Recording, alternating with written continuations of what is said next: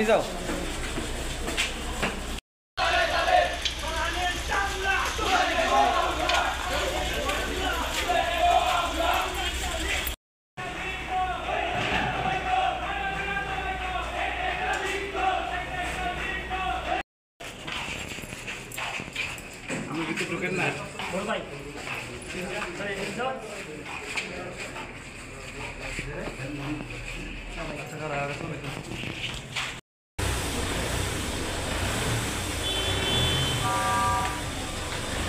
9টি মামলার এজাহার নামীয় আসামি।